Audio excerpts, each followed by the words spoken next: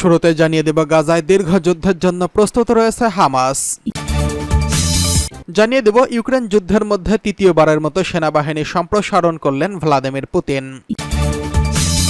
এছাড়া রয়েছে হিজবুল্লাহর আক্রমণ বন্ধ করাই ইসরায়েল যুদ্ধের মূল লক্ষ্য।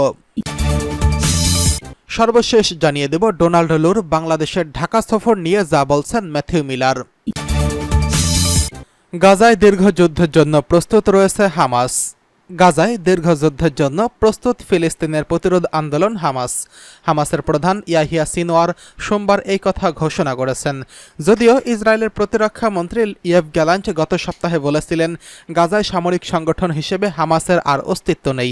এদিকে সিনওয়ার বলেছেন ফিলিস্তিনি স্বাধীনতাকামী গ্রুপ হামাসের ইসরায়েলের বিরুদ্ধে লড়াই চালিয়ে যাওয়ার ক্ষমতা রয়েছে। তারা ইরান সমর্থিত আঞ্চলিক মিত্রদের সমর্থনে গাজায় প্রায় 1 বছর ধরে যুদ্ধ করে আসছে। গাজা থেকে বার্তা সংস্থা এএফপি এই খবর জানিয়েছেন। সিনওয়ার হামাস গ্রুপের ইয়েমেনি মিত্রদের কাছে লেখা এক চিঠিতে বলেছেন, আমরা নিজেদেরকে দীর্ঘস্থায়ী এক যুদ্ধের লড়াইয়ের জন্য প্রস্তুত রয়েছি। তিনি গত মাসে নিহত হামাস নেতা ইসমাইল হানিয়ার স্থলাভিষিক্ত হন। অবরুদ্ধ গাজা উপত্যকায় ভয়াবহ যুদ্ধ চলছে। সেখানকার চিকিৎসক ও উদ্ধারকর্মীরা সোমবার জানিয়েছেন গাজায় ইসরায়েলি হামলায় কমপক্ষে 2 ডজন লোক নিহত হয়েছেন। তবে এ ব্যাপারে ইসরায়েলি সামরিক বাহিনী কোনো মন্তব্য পাওয়া যায়নি। লেবাননে হিজবুল্লাহর সঙ্গে লড়াই বন্ধের সম্ভাবনা ম্লান হয়ে আসছে ইসরায়েলের প্রতিরক্ষা মন্ত্রী ইয়েভ গ্যালান্টের। এমন সতর্কবাণী উচ্চারণের পর সর্বশেষ এই হামলা চালানো হয়। এতে আবারও বৃহত্তর আঞ্চলিক সংঘর্ষের আশঙ্কা দেখা দিয়েছে। গাজা যুদ্ধের 11 মাসেরও বেশি সময় পরে ইয়েমেনের হুতিদের কাছে লেখা এক চিঠিতে ইয়াহিয়া সিনওয়ার হুমকি দিয়ে বলেছেন গাজা এবং এই অঞ্চলে অন্যত্র ইরানের সঙ্গে সম্পৃক্ত গ্রুপগুলো শত্রুপক্ষের রাজনৈতিক ইচ্ছা ভেঙে দেবে। এদিকে মার্কিন পররাষ্ট্র বিভাগের মুখপাত্র ম্যাথিউ মিলার বলেছেন গাজায় যুদ্ধবিরতি চুক্তির ব্যাপারে কয়েক মাসের মধ্যস্থতার পর যুক্তরাষ্ট্র ইসরায়েল এবং হামাসের মধ্যে মতপার্থক্য দূর করার জন্য একটি নতুন প্রস্তাব নিয়ে দ্রুত গতিতে কাজ করছে।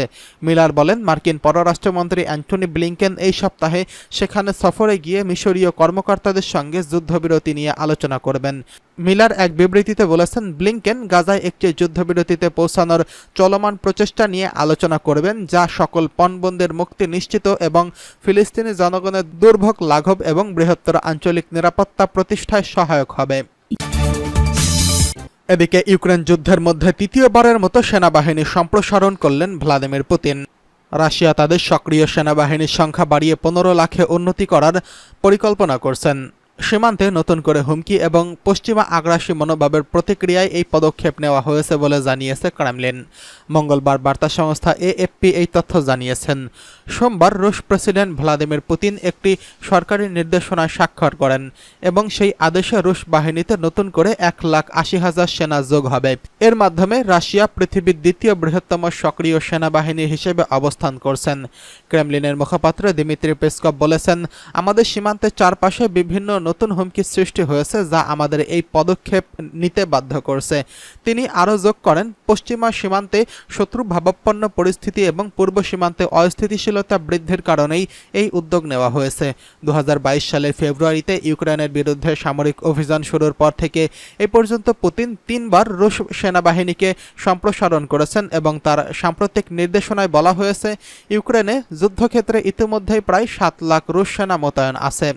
রাশিয়া সামরিক বাহিনী বর্তমানে সীমান্তের বিভিন্ন অঞ্চলে নিরাপত্তা জোরদার করতে বাধ্য হয়েছেন।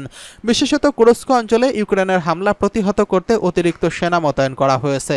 এছাড়া পূর্ব ইউক্রেনের রুশ বাহিনীও হামলার মাত্রা বাড়িয়েছে, যার কারণে সেখানে সংঘর্ষ তীব্রতর হচ্ছে। যদিও দুই পক্ষই হতাহতের সংখ্যা প্রকাশ করছে না, তবে বিশ্লেষকদের মতে গত 2 বছরের যুদ্ধে উভয়ের পক্ষেই প্রচুর ক্ষয়ক্ষতি হয়েছে। লাখো মানুষের প্রাণহানি শঙ্কা করা হচ্ছে। রাশিয়া দীর্ঘদিন ধরে তাদের সীমান্তে ন্যাটোর কার্যক্রমকে হুমকি হিসেবে তুলে ধরছেন। মস্কো দাবি করে আসছে ন্যাটোর এই কার্যক্রম তাদের জাতীয় নিরাপত্তার জন্য বিপজ্জনক। তবে ন্যাটোর পক্ষ থেকে বলা হয়েছে তারা কেবল একটি প্রতিরক্ষামূলক জোট এবং কোনোভাবেই রাশিয়ার সঙ্গে সরাসরি সংঘাতে যেতে আগ্রহী নয়। ন্যাটো আরও দাবি করেছে রাশিয়ার আক্রমণাত্মক নীতি এবং প্রতিবেশী দেশগুলোতে হস্তক্ষেপের কারণে এই অঞ্চলে অস্থিতিশীলতা তৈরি হয়েছে, যা সংঘাতের কারণ হয়ে দাঁড়াচ্ছে। হিজবুল্লাহর আক্রমণ বন্ধ করাই ইসরায়েলের যুদ্ধের মূল লক্ষ্য। নাগরিকদের নিরাপদে ফিরিয়ে আনতে দেশের উত্তরাঞ্চলে হিজবুল্লাহর আক্রমণ থামানোর দরকার বলে ঘোষণা করেছেন ইসরায়েল। মঙ্গলবার 17 সেপ্টেম্বর এই ঘোষণার মাধ্যমে এটিকে তাদের যুদ্ধের আনুষ্ঠানিক লক্ষ্য বলে উল্লেখ করা হয়েছে। এছাড়া লেবাননের সঙ্গে সর্বাত্মক যুদ্ধ এড়াতে বৃহত্তর পরিসরে সামরিক অভিযানের পরিকল্পনা পরিহার করারও প্রচেষ্টা রয়েছে তাদের। ব্রিটিশ বার্তা সংস্থা রয়টার্স এই খবর জানিয়েছেন। গভীর রাতে মন্ত্রিসভার বৈঠকের পর লেবাননের বিষয়ে এই ঘোষণা দিয়েছে ইসরায়েল। ঘোষণায় বলা হয়েছে, যুদ্ধের উদ্দেশ্যে পরিমার্জন করছে মন্ত্রিসভা। নাগরিকদের ঘরে ফিরিয়ে নেওয়া তাদের প্রধান লক্ষ্য।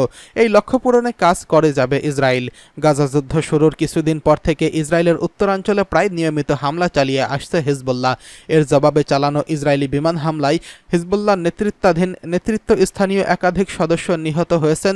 এদিকে ইসরায়েলি সামরিক কর্মকর্তারা একাধিকবার বৃহত্তর পরিসরে সামরিক অভিযানের হুমকি দিয়ে আসছিলেন। শেষ পর্যন্ত গত মাসে সর্বাত্মক যুদ্ধের আশঙ্কা চূড়ান্ত পর্যায়ে পৌঁছায়। দুপক্ষের এই ইটপাটকেল ছোড়াছুড়ি ভুক্তভোগী হয়েছে সীমান্ত অঞ্চলে বসবাসকারী মানুষ। এখন পর্যন্ত হাজার হাজার মানুষ ঘর ছাড়তে বাধ্য হয়েছেন। হিজবুল্লাহ জানিয়েছে, গাজায় যুদ্ধবিরতির চুক্তি হলেও তারা হামলা থামাবে, তবে এসবের দাবি পাত্তা দেওয়া হয়নি। ইসরায়েলকে নিয়মিত সামরিক সহায়তা দেওয়া মার্কিন প্রশাসন দুপক্ষেরই ধৈর্য ধরার আহ্বান জানিয়েছেন। উত্তেজনা প্রশমন চেষ্টায় একাধিকবার ইসরায়েল এবং লেবানন সফর করছেন মার্কিন কূটনৈতিকবিদ অ্যামোস হোচস্টাইন। এই প্রচেষ্টার অংশ হিসেবে সোমবার ইসরায়েলি প্রধানমন্ত্রী বেঞ্জামিন নেতানিয়াহুর সঙ্গে সাক্ষাৎ করেছেন তিনি। ব্যক্তিগত এই সাক্ষাৎকার বিষয়ে নাম প্রকাশ না করার শর্তে এক মার্কিন কর্মকর্তা জানিয়েছেন, হিজবুল্লাহর সঙ্গে সংঘাত তীব্রতর হলে নেতানিয়াহু তার লক্ষ্য অর্জনে ব্যর্থ হবেন বলে সতর্ক করা হয়েছে। কারণ তখন ইসরায়েলিদের ফিরিয়ে আনা সম্ভবপর হবে না বলেই মার্কিন কূটনৈতিকদের ধারণা। ওই কর্মকর্তা আরও বলেছেন, লেবাননের সঙ্গে সর্বাত্মক যুদ্ধে জড়ানোর ব্যাপারেও নেতানিয়াহুকে সতর্ক করেছে হোচস্টাইন। এছাড়া ইসরায়েলি প্রধানমন্ত্রীকে আশ্বস্ত করে জানিয়েছেন, গাজা যুদ্ধের শান্তিপূর্ণ সমাধান নিশ্চিতে বাইডেন প্রশাসন আন্তরিকভাবে চেষ্টা করে যাচ্ছেন। এদিকে ডোনাল্ড লুর ঢাকা সফর নিয়ে যা বললেন ম্যাথিউ মিলার। ঢাকা সফরে এসে বাংলাদেশের অন্তর্বর্তীকালীন সরকারের গুরুত্বপূর্ণ উপদেষ্টাদের সঙ্গে বৈঠক করেছেন দক্ষিণ ও মধ্য এশিয়া বিষয়ক সহকারী মার্কিন পররাষ্ট্রমন্ত্রীর ডোনাল্ড লু। তার এই বৈঠক নিয়ে এবার মুখ খুললেন মার্কিন পররাষ্ট্র দপ্তরের মুখপাত্র ম্যাথিউ মিলার।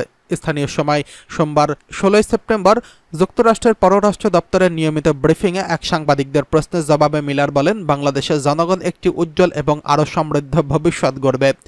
ডোনাল্ড লুর বাংলাদেশের ঢাকা সফর নিয়ে ম্যাথিউ মিলার বলেছেন, তিনি সেখানে একজন মার্কিন সহায়তাকারী প্রতিনিধি হিসেবে গেছেন।